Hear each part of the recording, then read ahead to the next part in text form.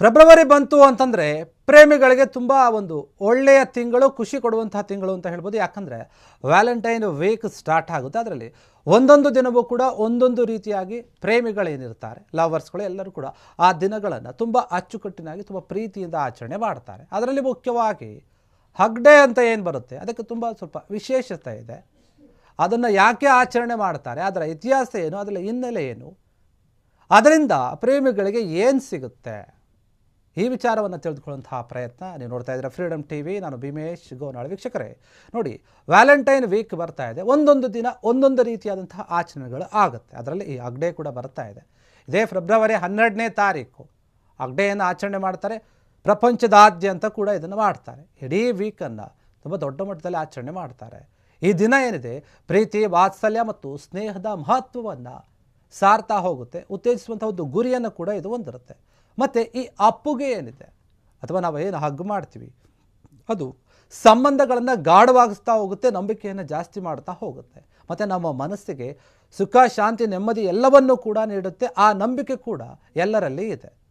ಅಷ್ಟಕ್ಕೂ ಈ ವ್ಯಾಲೆಂಟೈನ್ ವೀಕ್ನಲ್ಲಿ ಈ ಹಗ್ ಡೇಯನ್ನು ಯಾಕೆ ಆಚರಣೆ ಮಾಡ್ತಾರೆ, ಆ ಪದ್ಧತಿ ಯಾವಾಗ ಆರಂಭ ಆಯಿತು, ಆ ದಿನದಲ್ಲಿ ಏನೇನು ವಿಶೇಷತೆ ಇರುತ್ತೆ, ಅದೆಲ್ಲವನ್ನು ಕೂಡ ನಾವು ಇದರಲ್ಲಿ ತಿಳ್ಕೊಳ್ತಾ ಹೋಗೋಣ. ನೋಡಿ, ಹಗ್ ಡೇ ಯಾಕೆ ಆಚರಣೆ ಮಾಡ್ತಾರೆ ಅಂದರೆ, ಈ ಫೆಬ್ರವರಿ 12ಕ್ಕೆ ಆಚರಣೆ ಮಾಡ್ತಾರೆ. ನಾವೀಗಾಗಲೇ ನೋಡಿದ್ವಿ, ಪ್ರೀತಿ, ವಾತ್ಸಲ್ಯ, ಅದು ಇದು ಎಲ್ಲದೂ ಕೂಡ ಅದರಲ್ಲಿರುತ್ತೆ. ಒಂದೇ ಒಂದು ಹಗ್ ನಮಗೆ ಎಷ್ಟು ಖುಷಿಯನ್ನು ಕೊಡುತ್ತೆ ಅಂದರೆ, ಅದು ನಮ್ಮ ಪ್ರೀತಿ ಪಾತ್ರರಾಗಿರಬೇಕು. ನಿಜವಾಗ್ಲೂ ಕೂಡ ನಾವು ಅವರನ್ನು ಪ್ರೀತಿ ಮಾಡೋರು ಆಗಿದ್ದರೆ ಮಾತ್ರ ನಮಗೆ ಆ ಖುಷಿ ಸಿಗೋಕ್ಕೆ ಸಾಧ್ಯ.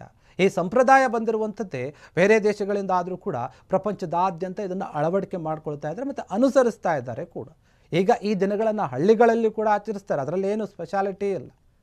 ಆದರೆ ಕೆಲವೊಂದು ಭಾವನೆಗಳು ಏನಿರುತ್ತೆ, ಅದು ಬಲಪಡಿಸ್ತಾ ಹೋಗುತ್ತೆ. ನಮ್ಮಲ್ಲಿ ದೈಹಿಕವಾಗಿ ಆಗುವಂತಹ ಒಂದು ಸ್ಪರ್ಶ ಏನಿದೆ, ನಮ್ಮಲ್ಲಿ ತುಂಬ ಮಹತ್ವವನ್ನು ಕೊಡುತ್ತೆ. ಅವರಲ್ಲಿರುವಂತಹ ನಂಬಿಕೆಯನ್ನು ಗಟ್ಟಿಗೊಳಿಸ್ತಾ ಹೋಗುತ್ತೆ. ದಿನದಿಂದ ದಿನಕ್ಕೆ ನಮಗೆ ಅವರ ಮೇಲಿರುವಂತಹ ಪ್ರೀತಿ ಕೂಡ ಹೆಚ್ಚಾಗ್ತಾ ಹೋಗುತ್ತೆ. ನಮ್ಮ ಪ್ರೀತಿ ಪಾತ್ರವನ್ನು ಅಪ್ಪಿಕೊಳ್ಳುವಂತಹ ಮೂಲಕ ನಾವು ಭಾವನೆಗಳನ್ನು ವ್ಯಕ್ತಪಡಿಸ್ತಾ ಹೋಗ್ತೀವಿ. ಮುಜುಗರಗಳು ಏನಿರ್ತಾವೆ ದೂರ ಆಗ್ತಾ ಹೋಗುತ್ತೆ, ಮುಕ್ತವಾಗಿ ಮಾತನಾಡ್ತೀವಿ. ಇನ್ನು ಈ ಒಂದು ಹಗ್ ಡೇಗೆ ಏನಾದರೂ ಒಂದು ಇತಿಹಾಸ ಇದೆಯಾ, ಇದನ್ನು ಯಾರು ಸ್ಥಾಪನೆ ಮಾಡಿದ್ರು, ಯಾವಾಗ ಆಯಿತು, ಏನು ಎತ್ತಾಯಿತು, ಇದಕ್ಕೆ ಏನಾದರೂ ಒಂದು ಇತಿಹಾಸ ಇದೆಯಾ ಅಂತ ನಾವು ಗಮನಿಸೋದಾದರೆ ನೋಡಿ, ಈ ಹಗ್ ಡೇಗೆ ಸಂಬಂಧಪಟ್ಟ ಹಾಗೆ ಒಂದು ಸ್ಪಷ್ಟವಾದಂತಹ ಇತಿಹಾಸ ಏನೂ ಇಲ್ಲ. ಆದರೆ ಸ್ವಲ್ಪ ಗಮನಿಸೋದಾದರೆ 1980ರ ದಶಕದಲ್ಲಿ ಏನಾಗಿತ್ತು ಅಂತಂದರೆ, ಅಮೇರಿಕಾದಲ್ಲಿ ಹಗ್ ಡೇಯನ್ನು ಆಚರಣೆ ಮಾಡ್ತಾ ಇದ್ರು. ಅಲ್ಲೇ ಇದು ಮೊದಲ ಬಾರಿಗೆ ಉಟ್ಕೊಂಡಿದ್ದು. ಅಮೇರಿಕಾದಲ್ಲಿ ಈ ಹಗ್ ಡೇ ಉಟ್ಕೊಳ್ಳುತ್ತೆ. ಮತ್ತು ಇದನ್ನು ಪ್ರೇಮಿಗಳ ವಾರದ ಭಾಗವಾಗಿ ಆಚರಿಸ್ಲಾ ಹೋಗುತ್ತೆ. ಎಲ್ಲರೂ ಕೂಡ ಆಚರಣೆ ಮಾಡ್ತಾರೆ. ಇನ್ನು ಜನರು ಈ ವಿಚಾರದಲ್ಲಿ ಏನಾಗುತ್ತೆ, ಭಾವನಾತ್ಮಕವಾಗಿ ಪರಸ್ಪರ ಸಂಪರ್ಕವನ್ನು ಹೊಂದ್ತಾ ಹೋಗ್ತಾರೆ. ಅವರಲ್ಲಿ ತುಂಬ ಕಾಂಟ್ಯಾಕ್ಟ್ ಆಗ್ತಾ ಹೋಗುತ್ತೆ. ದೊಡ್ಡ ಮಟ್ಟದ ಅವಕಾಶಗಳು ಏನಂದರೆ, ಒಬ್ಬರನ್ನೊಬ್ಬರು ತಿಳಿದುಕೊಳ್ಳೋಕೆ ಇದು ತುಂಬ ಸಹಾಯ ಮಾಡುತ್ತೆ. ಹೀಗಾಗಿ ಕ್ರಮೇಣವಾಗಿ ಈ ದಿನ ಏನಾಯಿತು, ವಿಶ್ವದಾದ್ಯಂತ ಹಬ್ತಾ ಹೋಗುತ್ತೆ, ಜನಪ್ರಿಯತೆಯನ್ನು ಗಳಿಸ್ತಾ ಹೋಗುತ್ತೆ.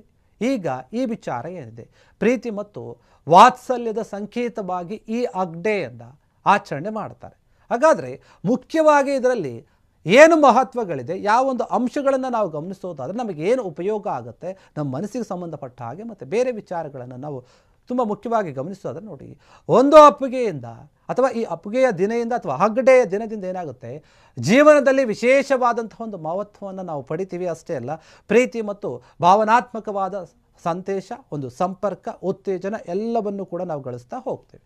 ಇನ್ನು ಹಗ್ ಡೇ ಕೇವಲ ಒಂದು ಸಣ್ಣ ಆಚರಣೆ ಅಂತ ತಿಳ್ಕೊಂಡಿರೋದು, ಏನು ನಾರ್ಮಲ್ ಆಗಿ ನಾವು ಹಗ್ ಮಾಡ್ತೀವಿ ಬಿಡು ಅಷ್ಟೇ ಮುಗೀತು ಅಂತ, ಅಷ್ಟೇ ಅಲ್ಲ. ಅದರಲ್ಲಿ ತುಂಬ ದೊಡ್ಡ ಮಟ್ಟದ ನಂಬಿಕೆ ಇರುತ್ತೆ, ಭದ್ರತೆ ಇರುತ್ತೆ, ಕೆಲವೊಂದು ಸಂಕೇತವನ್ನು ಸೂಚಿಸುತ್ತೆ.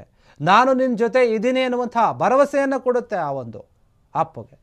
ಇನ್ನು ಈ ದಿನ ಏನಿರುತ್ತೆ, ನಮಗೆ ತುಂಬ ಸಿಂಪಲ್ಲಾಗಿ ಕಾಣಿಸ್ಕೊಂಡ್ರೂ ಕೂಡ ಆದರೆ ಅದಕ್ಕೆ ಆದಂತಹ ಒಂದು ಮಹತ್ವ ಇದೆ. ನಾವು ಬೇರೆ ಬೇರೆಯವ್ರನ್ನ ನೋಡ್ತೀವಿ, ಎಲ್ಲರೂ ಕೂಡ ಈ ದಿನವನ್ನು ಒಂದೇ ರೀತಿಯಾಗಿ ಆಚರಣೆ ಮಾಡೋದಿಲ್ಲ. ಕೆಲವರು ತುಂಬ ವಿಭಿನ್ನವಾಗಿ ವಿಶಿಷ್ಟವಾಗಿ ಆಚರಣೆ ಮಾಡಿದ್ರೆ, ಇನ್ನು ಕೆಲವರು ತುಂಬ ಸಿಂಪಲ್ಲಾಗಿ ಆಚರಣೆ ಮಾಡ್ತಾರೆ. ಪ್ರೀತಿ ಮತ್ತು ಸಂತೋಷದಿಂದ ಹಿಡಿದು ಸ್ವತಂತ್ರ ಏನಿರುತ್ತೆ ಅಥವಾ ಸಾಂತ್ವನ ಹೇಳಿರೋದೇನಿರುತ್ತೆ, ಅದೆಲ್ಲವೂ ಕೂಡ ಇದರಲ್ಲಿ ಅಡಗಿರುತ್ತೆ. ವಿವಿಧ ಭಾವನೆಗಳನ್ನು ವ್ಯಕ್ತಪಡಿಸುವಂಥ ಒಂದು ಸರಳ ಪ್ರತಿಕ್ರಿಯೆ. ನೋಡಿ, ನೀವು ಗಮನಿಸಿ, ಯಾರಾದರೂ ಕೆಲವರು ಇರ್ತಾರೆ, ತುಂಬ ನೋವಾದಾಗ ಬಂದು ಅವ್ರಿಗೆ ಯಾರು ತುಂಬ ಇಷ್ಟ ಆಗಿರ್ತಾರೋ ಅವ್ರನ್ನ ಬಂದು ತಬ್ಕೋತಾರೆ. ಇನ್ನು ತುಂಬ ಖುಷಿಯಾದಾಗಲೂ ಕೂಡ ಅವ್ರನ್ನ ಹೋಗಿ ತಪ್ಕೊತಾರೆ. ಯಾಕಂತಂದರೆ ಆ ಸಮಯದಲ್ಲಿ ಅವರಿಗೆ ಅವರ ಅಪ್ಪುಗೆ ಬೇಕಾಗಿರುತ್ತೆ, ಅದು ತುಂಬ ಮುಖ್ಯ ಅನಿಸುತ್ತೆ.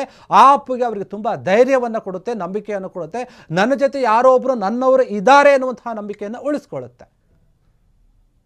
ಎಷ್ಟೋ ಜನ ಹೆಣ್ಮಕ್ಳನ್ನ ಗಂಡ್ಮಕ್ಳನ್ನ ನಾವು ನೋಡ್ತಾ ಇರ್ತೀವಿ, ಲವರ್ಸ್ಗಳಲ್ಲಿ ತುಂಬ ಕಾಮನ್ ಆಗಿ ಇರುತ್ತೆ. ಆದರೆ ನಾವು ನೋವಿನಲ್ಲಿದ್ದಾಗ ಏನು ಅಪ್ಪುಗೆಯನ್ನು ಕೊಡ್ತೀವಿ ಅದಕ್ಕೂ ನಾರ್ಮಲ್ ಡೇಯಲ್ಲಿ ಕೊಡುವಂತಹ ಒಂದು ಹಗ್ಗಿಗೂ ಕೂಡ ತುಂಬ ವ್ಯತ್ಯಾಸ ಇದೆ.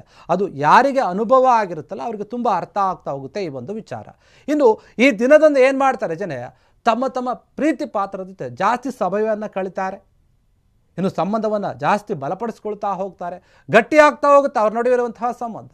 ಯಾಕಂದರೆ ಒಂದು ಹಗ್ಗೇನಿದೆ ತಮ್ಮ ಮನಸ್ಸಲ್ಲಿರುವಂತಹ ಎಲ್ಲ ಭಾವನೆಗಳನ್ನು ಮಾತಾಡ್ದೇನೆ ತಿಳಿಸುವಂತಹ ಒಂದು ಸಾಧನ ಅಥವಾ ದಾರಿ ಅಂತ ಕೂಡ ಹೇಳ್ಬೋದು ಇದನ್ನು. ಹೀಗಾಗಿ ಈ ಅಗಟೆಯನ್ನು ತುಂಬ ವಿಶೇಷವಾಗಿ ಆಚರಣೆ ಮಾಡ್ತಾರೆ ಕೆಲ ಪ್ರೇಮಿಗಳು. ಪರಸ್ಪರವಾಗಿ ತುಂಬ ಭಾವನಾತ್ಮಕವಾಗಿ ಅವರು ಬೆರೆತು ಹೋಗಿಬಿಟ್ಟಿರ್ತಾರೆ, ಒಂದು ಕ್ಷಣವೂ ಕೂಡ ಅವ್ರನ್ನ ಬಿಟ್ಟು ಇರೋದಿಲ್ಲ ಮತ್ತು ಅವ್ರ ಜೊತೆ ಮಾತನಾಡೋದೇ ಇರೋದಿಲ್ಲ, ಆ ರೀತಿಯಾಗಿ ಕೂಡ ಇರ್ತಾರೆ. ಹೀಗಾಗಿ ಈ ಹಗ್ಡೆ ಏನಿದೆ ತುಂಬ ವಿಶೇಷವಾಗಿರುತ್ತೆ ಯಾರು ಪ್ರೀತಿ ಮಾಡ್ತಾರೆ ಅವರಿಗೆ. ಹೀಗಾಗಿ ಇದನ್ನು ತುಂಬ ದೊಡ್ಡ ಮಟ್ಟದಲ್ಲಿ ಆಚರಣೆ ಮಾಡ್ತಾರೆ. ಪ್ರಪಂಚದಾದ್ಯಂತ ಆಚರಣೆ ಮಾಡುವಂತಹ ಈ ಹಗ್ಡೆಗೆ ಅದೇ ನಾವು ಹೇಳಿದ್ವಲ್ಲ, ಸ್ವಲ್ಪ ಸಣ್ಣ ಪುಟ್ಟ ಒಂದು ಇತಿಹಾಸ ಇದೆ, ಅಷ್ಟು ಬಿಟ್ಟರೆ ಬೇರೆ ಏನು ವಿಶೇಷತೆ ಇಲ್ಲ. ಆದರೆ ಈಗ ಆಚರಣೆ ಏನು ಮಾಡ್ತಾರೆ ಈ ಕಾಲದಲ್ಲಿ, ಈ ದಿನಗಳಲ್ಲಿ ತುಂಬ ದೊಡ್ಡ ಮಟ್ಟದಲ್ಲಿನೇ ಇದೆ. ಇದಕ್ಕೆ ಸಂಬಂಧಪಟ್ಟಾಗಿ ಇದಿಷ್ಟು ವಿಚಾರ ಇದೆ.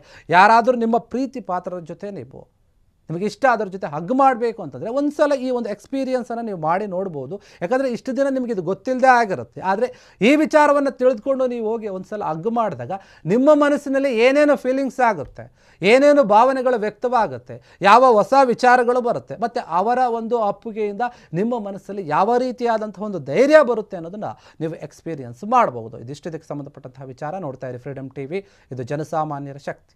ಕ್ಷಣ ಕ್ಷಣದ ಸುದ್ದಿಗಳಿಗಾಗಿ ಫ್ರೀಡಮ್ ಟಿವಿ ಸಬ್ಸ್ಕ್ರೈಬ್ ಮಾಡಿ, ಲೈಕ್ ಮಾಡಿ ಹಾಗೂ ಫಾಲೋ ಮಾಡಿ. ಹೊಸ ಸುದ್ದಿಗಳ ನೋಟಿಫಿಕೇಶನ್ಗಾಗಿ ಬೆಲ್ ಐಕಾನ್ ಮೇಲೆ ಕ್ಲಿಕ್ ಮಾಡಿ.